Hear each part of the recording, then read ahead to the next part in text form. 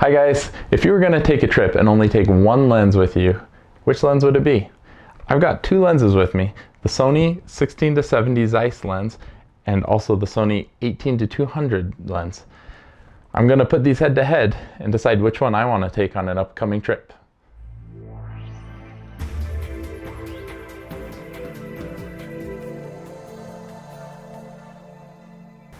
Before we get into the comparison, I want to tell you about a couple of lenses that I'm not comparing and why I'm not comparing them.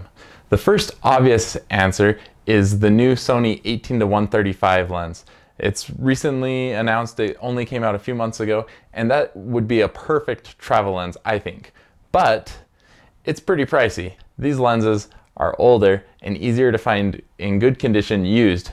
Both of these lenses I picked up for much cheaper than their retail value, but that's really hard to do with the 18-135. So that's the reason I'm not comparing that. Two more obvious options are the 18-55 kit lens that comes with a lot of Sony cameras, also the 18-105 power zoom lens. The reason I'm not including them is because I really dislike power zoom lenses. I like the tactile feel and the ability to zoom with my hand. Here's what the lenses look like side by side when they are fully retracted. And when they're fully extended, you can see the 18-200 is a lot longer. Here is the 18-200 mounted on a Sony NEX. It looks pretty good and feels pretty good. And here is a top-down view as well. And now the same view for the 16-70. Yet again, looks and feels great, good balance, and a top-down with the 16-70 on the NEX. To compare these two lenses, I went on a short walk near my house, just walking through some fields, taking pictures of the nearby surroundings, and I was mostly concerned with comparing the sharpness. It seems that the colors out of the two lenses are similar enough for me to not prefer one over the other.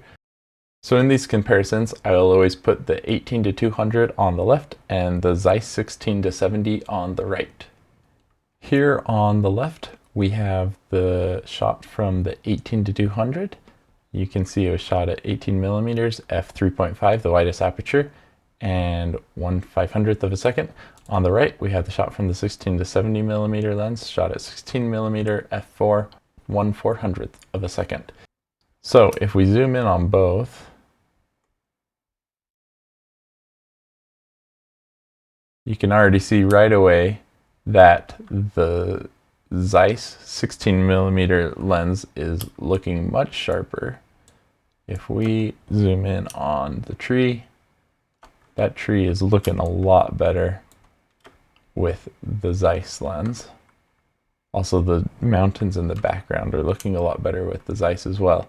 Pretty much everything is looking sharper with that Zeiss. You do notice that the 18mm is also a little bit more narrow.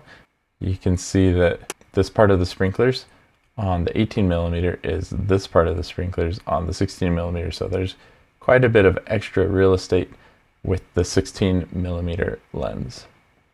I tried to get the same shot with both lenses. I zoomed all the way in on the 16-70, and then on the 18-200 I tried to get at 70mm. It looks like I was at 68mm, so just a little bit off, but close enough.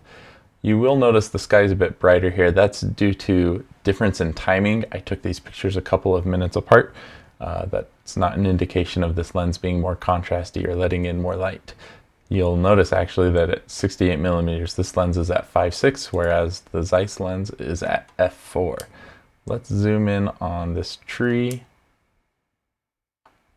Oh, zoomed in a little far. You can definitely see more detail in the Zeiss lens. It's a lot sharper, both the tree and the mountains behind it. And you'll notice these sprinklers as well, a lot sharper there. Yet again, I tried to capture the same frame with both lenses. I was at 68mm on the 18-200 and zoomed all the way in at 70mm on the 16-70. This is a school out in the distance, and if we zoom in quite a bit, the 16-70 yet again looks noticeably sharper across the frame. You can see a lot better detail. Here I took a picture of some weeds near a trail. Yet again, tried to frame it as similarly as I could. The 18-200 is at 68 millimeters f5.6, whereas the Zeiss lens is at 70 millimeters f4. If we zoom in a bit, this is mostly in focus on the 18-200. Looks like this is in focus on the 16-70.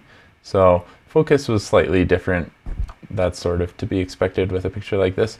But if you look at the background, the mountains in the background, they are a little bit more blurred out with the f4. That bokeh is a little bit smoother. However, one thing that you can do with the 18-200 that you can't with the 16-70 is go beyond 70 millimeters. Here's a picture from the same position at 200 millimeters. You can see that the background is completely blurred out, nice and smooth. It gives it an artistic feel. I came to a point in the trail where there was a sign, so I wanted to take a picture seeing how legible the text is with each of the cameras. On the left, we've got the 18-200 at 18 millimeters, as wide as it goes. And on the right, the 16-70 millimeters at 16 millimeters, as wide as it goes. So if we zoom in on this sign in the middle,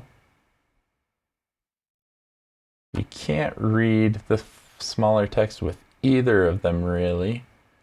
They look about equally sharp in this instance. It's hard to give the edge to one over the other, but let's go to when I was trying to view them at 70 millimeters apiece. Looks like I was actually at 69 millimeters on the 18-200, but let's see how legible the text is that way. So it looks like the 16-70 is sharper, has better detail. It's easier to read the text on that one. Here are some more weeds shot at 70 millimeters. The 18-200 is at f5.6, whereas the Zeiss is always at constant f4. You can see that that f4 versus the 5.6 really makes a difference in the bokeh, getting some creamy background. The sharpness actually looks pretty similar. And in this instance, they're close enough that I would be happy with either of those shots. It does look like the Zeiss is just a hair sharper, but really not too different. They look pretty similar. So between these two lenses, there's obviously trade-offs. There's some pros and cons for each of them. Personally, I value the sharpness of the Zeiss lens more than the added reach of the 18-200, primarily because I don't shoot a lot of longer focal lengths when I'm traveling. The 70 is a little bit limiting. I really would like to have it out to the 135. That 18-135 would be a great focal length for me, but out to 70 is enough because the lens is so sharp, and if I need to, I can crop and post.